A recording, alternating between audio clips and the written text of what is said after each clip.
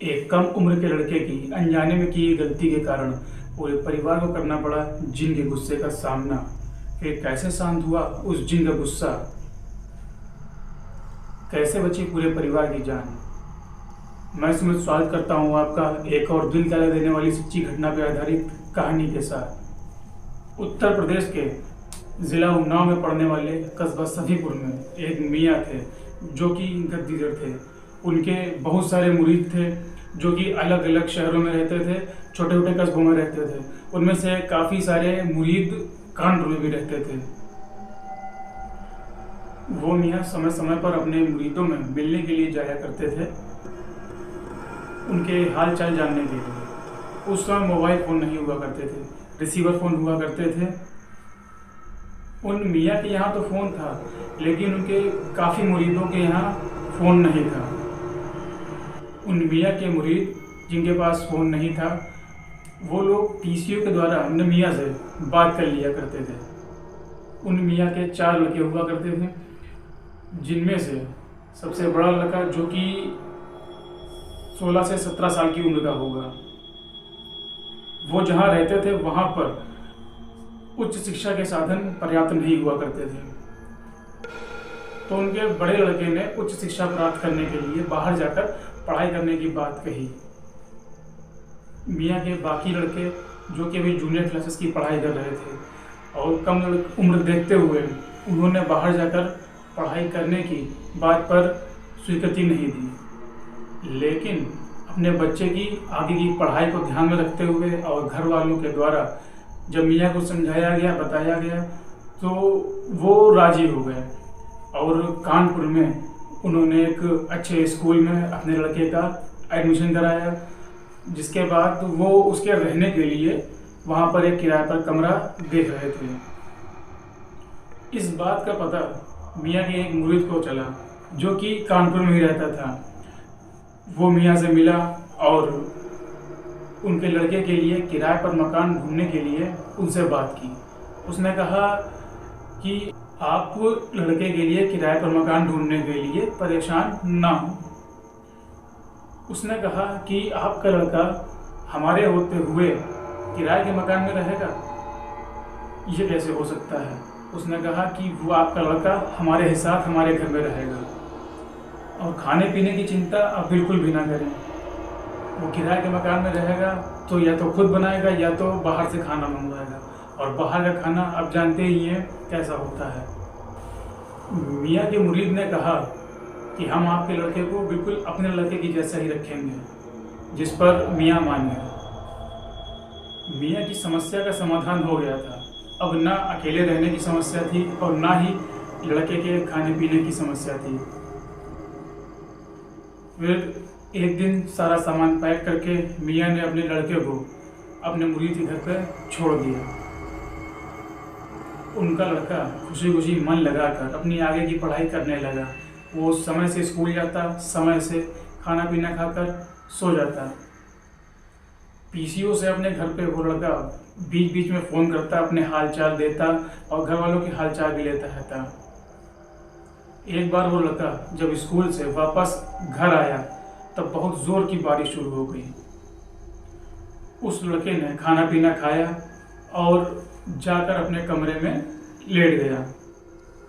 वो लड़का जिस मुरीद के घर में रहता था वो घर 2 मंजिला था, जिसका ऊपरी माला कच्चा बना हुआ था, वो पक्का नहीं था, मिट्टी का बना हुआ था। वो लड़का लेटा हुआ था कि अचानक से उसे पेशाब लगती है। अब बारिश जोर की हो रही थी तो ऐसे में उसने बाहर जाने की हिम्मत नहीं की। उसने ऊपर के माले में जाकर वही कच्चे मकान के कोने में पेशाब कर दी। वो वापस आकर अपने बिस्तर में सो गया और अगली सुबह उठकर वापस नहा धोकर तैयार होकर वो अपने स्कूल चला गया। उसके स्कूल जाने के बाद जिस समय खाना बनाने की तैयारियां हुई और खाना बनाने के लिए जैसे ही पतीला चूल्हे पर चढ़ाया गया, वो पतीला हवा में उड़ता हुआ उछलकर बहुत जोर से दूर जा गिरा, जिसे देखकर घर की औरतों को पहले तो चिंता हुई कि ये कैसे हुआ। उन्हें लगा कि शायद हाथ फिसल गया होगा, जिससे पतीला हाथ से छूटकर दूर जा गिरा। फिर उन्होंने वहाँ पर सब साफ सफाई करके वापस से खाना बनाने की तैयारी की।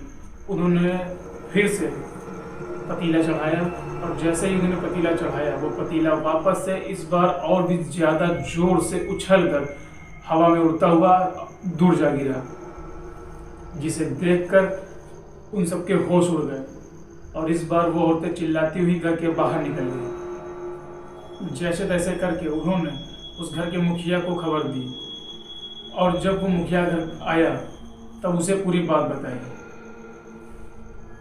वो आदमी भी सारी बात सुनकर बहुत ही ज़्यादा डर गया। वो सोचने लगा कि भला ऐसा कैसे हो सकता है। उसे कुछ समझ नहीं आ रहा था कि इसी बीच घर के अंदर से बहुत ज़ोर ज़ोर से बर्तनों के फेंकने के गिरने की आवाज़ें आने लगी, जिसके बाद वो और ज़्यादा डर गया। उसे कुछ समझ ना आया तो उसने उन्हीं मियाँ को पीसीओ जाकर फ़ोन किया और उन्हें पूरी बात बताई, जिसके बाद उन मियाँ ने उसे अगले सुबह आने के लिए कहा। पूरी रात पूरा घर के बाहर ही लेटा रहा, कोई सोया कोई पूरी रात जागता रहा। अगली सुबह जब मियाँ वहाँ पहुँचे तब वो घर के मुखिया को लेकर घर के अंदर गए। उन मियाँ के पास एक बहुत ही अलग किस्म की लाठी थी, जिसे लेकर वो साथ नहीं चलते थे। और उस घर के मुखिया को लेकर वो जब घर के अंदर गए तो वो घर के अंदर हर कोने में घूम रहे थे। उन्होंने पहले ग्राउंड फ्लोर को पूरा घूमा। उसको घूमने के बाद में जब वो उसी पहले माले पे पहुंचे जो कच्चा बना हुआ था, वहाँ पे वो चारों तरफ देख रहे थे। अचानक से उनकी नज़र दीवार के एक हिस्से पर पड़ती है जो कि फूला हुआ था।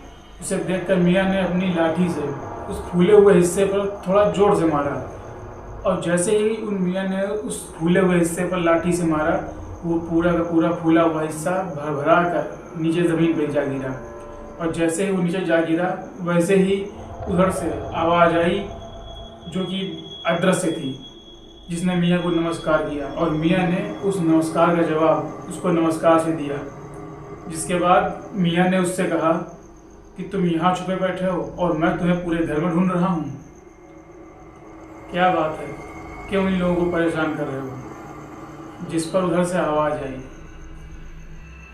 मैं यहीं पर रहता हूँ, मैं कहीं नहीं छुपा हूँ। यहाँ पर एक लड़के ने आकर पेशाब कर दी थी। मेरे रहने की जगह को उस लड़के ने गंदा किया है। उन मियाँ ने उस अदृश्य शक्ति से बात की और कहा कि ऐसा है, अब इन लोगों को आप परेशान ना करो।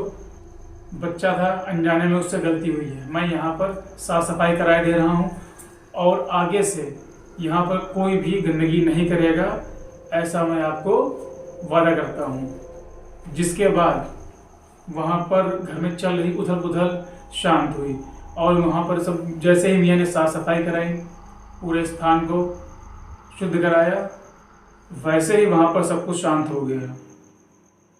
अब वो अदृश्य शक्ति कौन थी, क्या था? बाद में उन मियाँ से उनके मुरीद ने पूछा कि मियाँ ये आखिर अदृश्य शक्ति कौन थी, ये क्या था?